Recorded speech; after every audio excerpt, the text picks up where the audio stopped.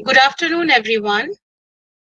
Today we will be discussing about how to master soft skills through proper articulation of body language and gestures.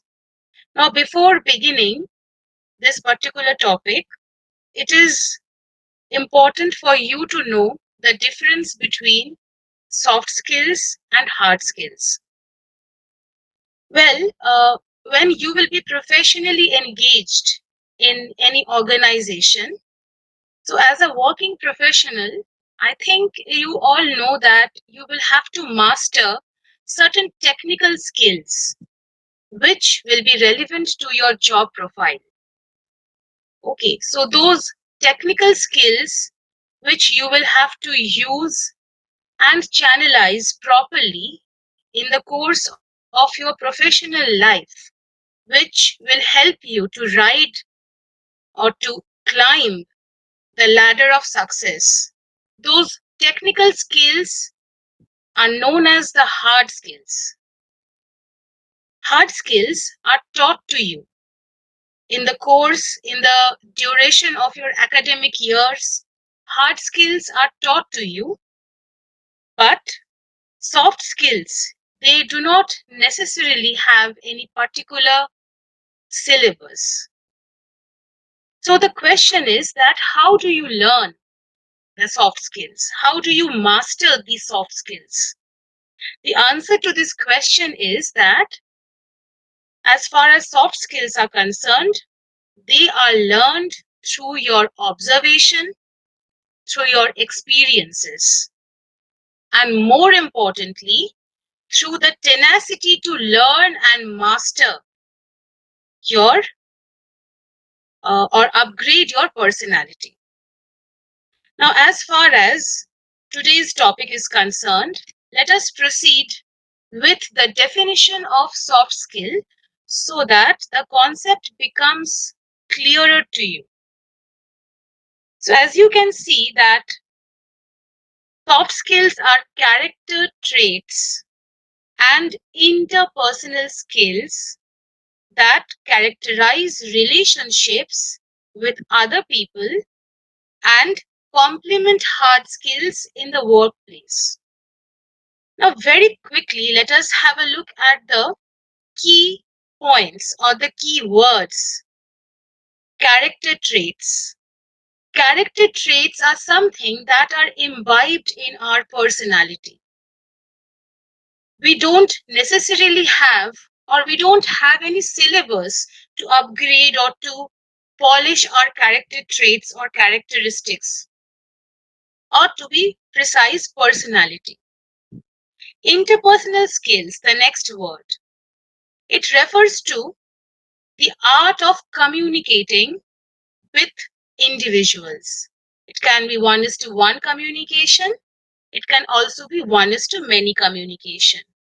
When we communicate, we do not only communicate through words, we also communicate through our gestures, postures, body language. So everything will fall under the radar of interpersonal skills, how we are communicating with each other. And then the other important word from this definition is that soft skills complement hard skills in the workplace. Yes, definitely, we all should be adept with our technical skills, our technical knowledge. But qualification, results, percentages, these are not the only thing that will help us get a job and more importantly, sustain or be progressive in the professional area. Along with the hard skills, along with the proper or authentic hard skills, what is more important in today's professional world is mastering the art of soft skills as well. Because at the end of the day, it is our personality that will be more important than the hard skills. We might always not be able to show up as far as our professionalism is concerned with uh, technicalities. In those cases, what will save us is our behavior and soft skills. Therefore, moving on, as you can see that there is a diagram which refers to the most valued soft skills: confidence, time management, self-management skills, friendliness and manners, ambition, focus, common sense, situational awareness, enthusiasm and optimism, empathy. All these qualities together form soft skills. So, all these 10 points need to be paid extreme attention, particularly when we are professionally engaged.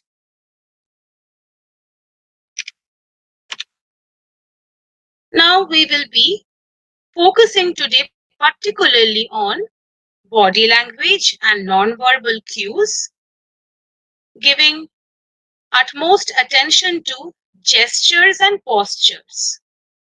Now, the gesture, this particular word, it refers to 9 different type of traits or characteristics which we should not only master, but in the course of our professional life, we should always keep in mind that when we are performing these things, how careful we should be. Beginning with the first gesture, it is kinesics. Now, kinesics refers to the body language or the posture which we exhibit in a professional arena. Now, when I'm saying the word body language, what do I mean? I mean that suppose when we are standing or sitting or even entering a room or even trying to communicate while standing, sitting, or while entering a room or exiting a room, what is the appropriate body language that we should be conveying? For example, suppose we are standing and we are trying to communicate with an audience in the form of, say, PowerPoint presentation. In that case, how should be our body language? What should be our body language? Can we present a PPT by leaning? Can we present a PPT by strolling here and there? Or even giving a very casual approach to our from our body language? Can we do that? The answer is no. When we are professionally doing something, every single thing matters, right from the body, uh, like the attire that we are donning, to the way we are standing, to the way we are sitting. You cannot sit in front of your boss or your superiors or even colleagues in a very, very reluctant or in a very, very uh, relaxed way. That is not the place to relax. So your body language should always convey extreme alertness, awareness, and it should always be a dignified body language. Whenever you are sitting, make sure you are sitting straight. Make sure you are not oscillating on the chair. Make sure that you are not bowing down unnecessarily or you are not reclining back. These are considered as negative body language, which is a big no-no as far as a professional arena is concerned. The same goes with standing postures. The body language should always be exuding confidence, but yes, not overconfidence. So when we are standing, make sure your hands are not in your pocket. Make sure your hands are not on your or any you are not supporting or you are not taking the support of any particular thing while standing. These are very small things, but they can make a great impact, positive or negative. So make sure while you are communicating, your body language is appropriate. Your gestures are appropriate. When you are entering a room, please seek permission. When you are exiting, kindly bid a goodbye while you are exiting. Moving on to the next gesture, we have oculesics. As the picture clearly portrays, I think you have guessed by now that what this body language or this particular gesture is all about. Yes, it is about maintaining eye contact. When we are speaking to someone or when someone is speaking to us, it is always respectful and appropriate to look at the person. While communicating, if you are staring here and there or even looking at the ceiling or outside the window, or you are not looking towards the person to whom you are communicating, it conveys a non-verbal message, and that is of disrespect. It can also convey that you are not confident in your own skin. You as a speaker, if you lack confidence or if you lack interest while communicating, you will not be looking into the eyes of the person. Similarly, when someone is trying to communicate with you, it is a very, very rude gesture not to look at the person. Because when we look at a person while the person is trying to communicate to us, it shows that we as a listener, we are showcasing our respect to that particular individual, which is extremely important. So eye contact will convey a lot of things. It will convey respect. It will convey your attention. It will also convey your interest, either as a speaker or as a listener. And most importantly, if you are a speaker, it will convey how confident you are regarding the particular topic or the content that you are trying to portray. The next or the third gesture is haptics or tactilics. Now, my dear students, you must be wondering that in a professional setup, what does this mean? Haptics or tactilics is the gesture which deals with touch. So you might be thinking that in an office, where is it applicable? It is applicable when you can see the picture, we are shaking our hands. When a senior is patting our back as a form of congratulation, then we do make body contact. Now, while making haptics or tactilics, it is crucial to remember the respectful gap which is supposed to be maintained between two professionals, irrespective of the gender.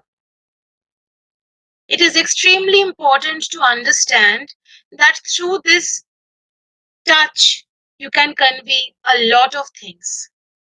For example, you have scored something or you have reached a particular milestone and you are in a congratulatory phase where everyone is coming and they are wishing you well, they are congratulating you on that particular achievement of yours.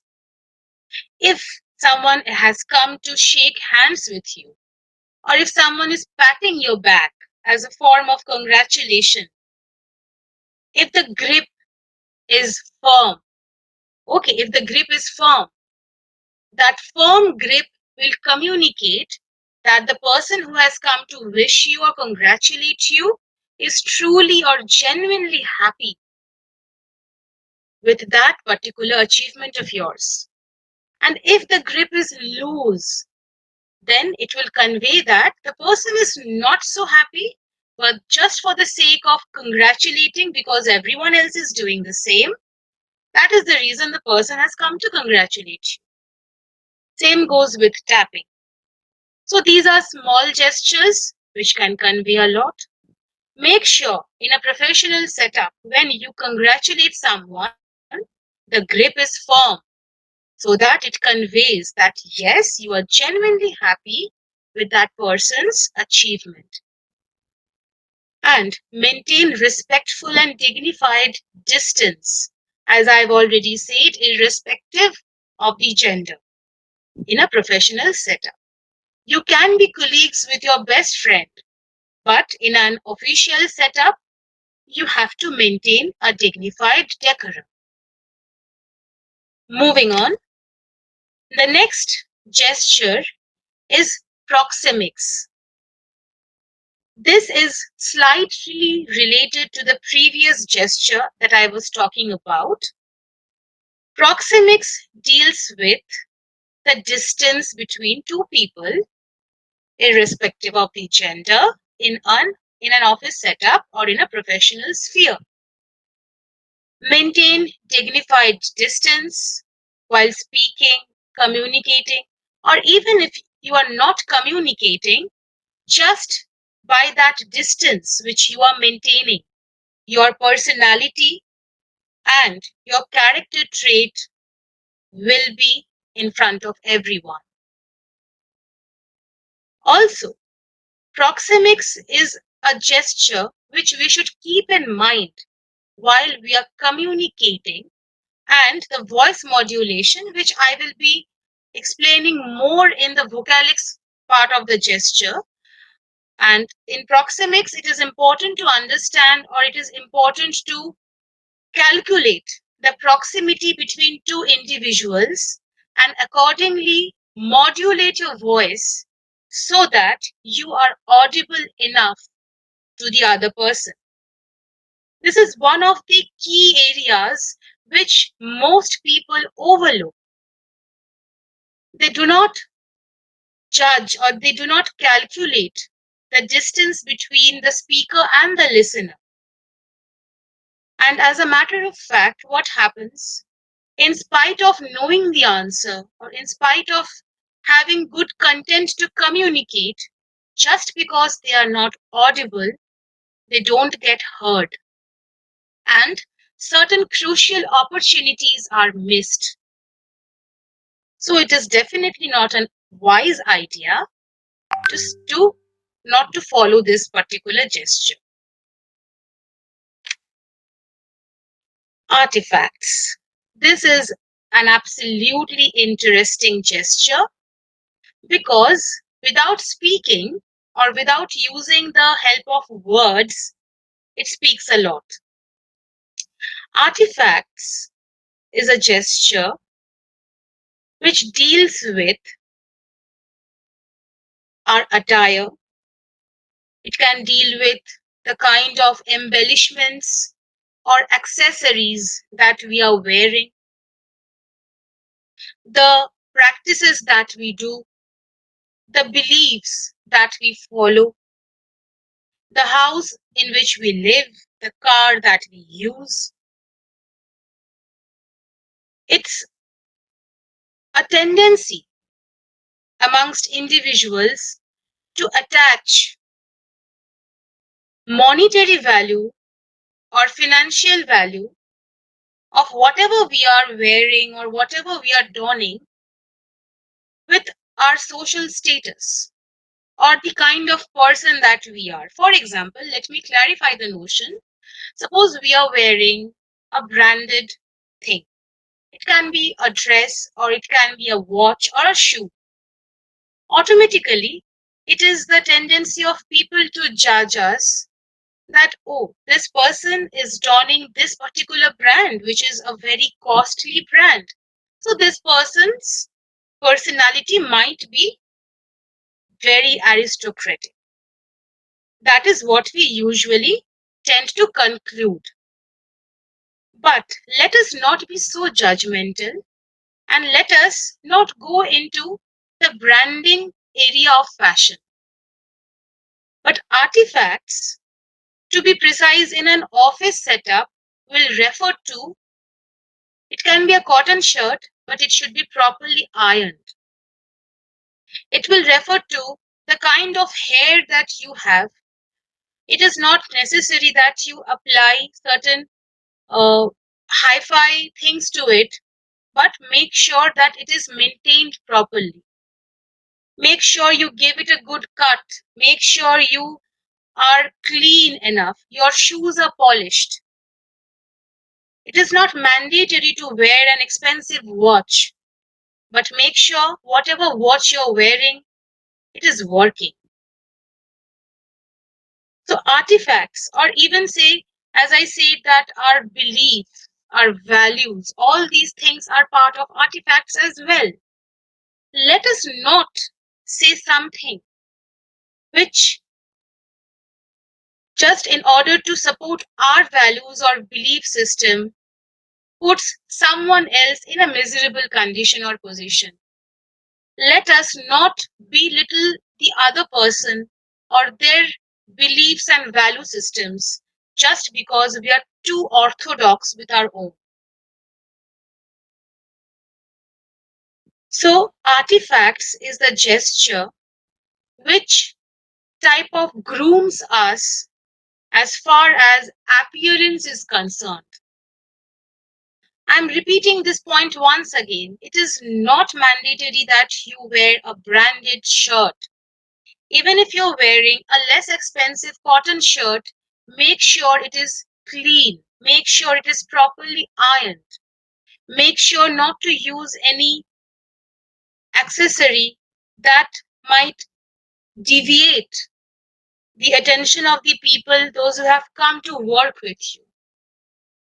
Try to be extremely sober, polite, be subtle in whatever you are donning. Don't overdo things. Do not over accessorize. Do not overdo anything that can be too loud for your personality. Next, we have paralinguistics or vocalics. This is very interesting because paralinguistics, as the picture you have in front of you, it is kind of suggesting that it deals with the language or words that we choose while communicating. Now, content is not always the king, as we all know it to be. Content is important, but the way in which you are articulating, that is more important. While I was explaining the proxemic section, I told you that voice modulation is important. Because if your voice is not properly modulated, it doesn't matter how strong your content is. Because it has to reach the ears of the listeners. Otherwise, as a communicator, you are a failure.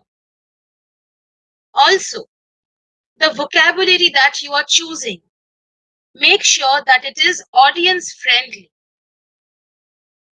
You go to a class with students, those who are having, or with people, those who are having normal Indian English knowledge of vocabulary or words. Try not to use overcomplicated vocabulary over there just for the sake of showing them that you know a lot. It is good that you know a lot, but it is not wise enough to exhibit your entire knowledge in front of audiences who might not understand what you are trying to communicate. Here also, the pitch of the voice will come into consideration. The tone, the tone can emote certain expressions which can be taken both positively as well as negatively. So when you are emoting, make sure that it hits the right chords. The accent is equally important. Just because you know how to communicate well in this particular language, which is definitely not our mother tongue, try not to fake it. For Indian audiences, the best thing to apply is to use Indian English. Try not to channelize your communicating power in some other accent, because trust me, if you do so, you will end up looking very absurd. So paralinguistics is not only about what you are saying, but it is more about how you are saying or how you are articulating. Next is chronemics. Time is very, very important. Time and tide waits for none. I know it's a cliche, but some cliches are universal truths. So chronemics is the gesture which deals with time, and it will reflect your personality. In what sense? In the sense in which you respect time. If you are asked to reach your office at 10 a.m., you should be there by 9:45 or 9:40. You can be late, but that should not become a habit. So, the art of respecting time, the art of maintaining time. A meeting has been scheduled at 2 p.m. Be there at 1:45. Don't enter the room at dot 2. You might think that, what is the harm? The meeting is supposed to begin from 2. But as I said, these are non-verbal gestures which reflect how important the meeting is to you, or how serious are you with the meeting. Do not take these very, very miniature things for granted. It will speak a lot about your personality at the end of the day. So chronemics is the gesture which deals with the art of respecting, acknowledging the importance of time and time management in a professional sphere. Because in a personal setup, people might forgive you for being late. But if you're consistently doing this in a professional sphere, your reputation might go for a toss. Chromatics, our second last gesture, it deals with the color of attire that you're wearing. Avoid wearing anything that is too loud for the eyes. Do not wear something that deviates the focus of the colleagues working with you. Therefore, in most organizations, there is a particular dress code. The reason is simple. That is, if you're wearing sober color, then that sober color will make the environment of the office much more comfortable, much more relaxing to work with or to work in. But if something that is too loud or too blingy, too jestful, it will definitely deviate the attention of the people, those who have come to work over there, which is definitely not a good idea.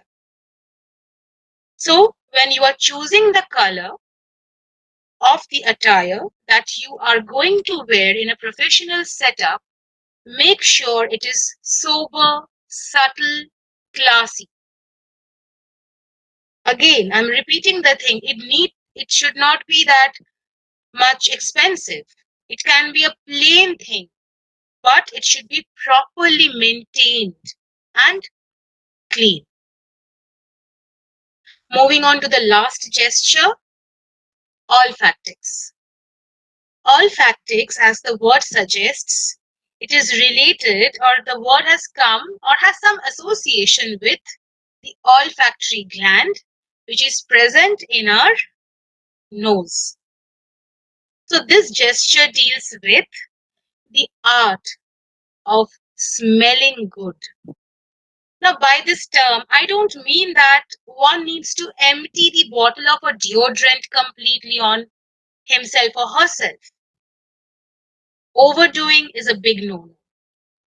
So, olfactics is the gesture which states that in a professional setup, we should always smell good.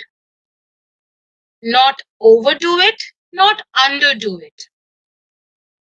Because in an office, when we are working, we work in teams usually. We work in collaboration. And if you are not smelling good, it will repel the other people. So that is not a good idea, and that is not a welcoming gesture as well from the other people. So you should be comfortable, and you should also try to make the other people comfortable who are working with you. Make sure that your body is odorless. Your body is smelling nice, smelling appropriate, so that you don't become a butt of laughter or you don't become the topic of discussion. Olfactics, the last gesture for today, deals with the art of smelling nice, smelling pleasant in an official setup. That's all for today. I hope this particular section is clear to you. If you face any difficulty in understanding, please feel free to contact with the respective faculties at any given time of the day, definitely with prior appointment. Thank you, everyone.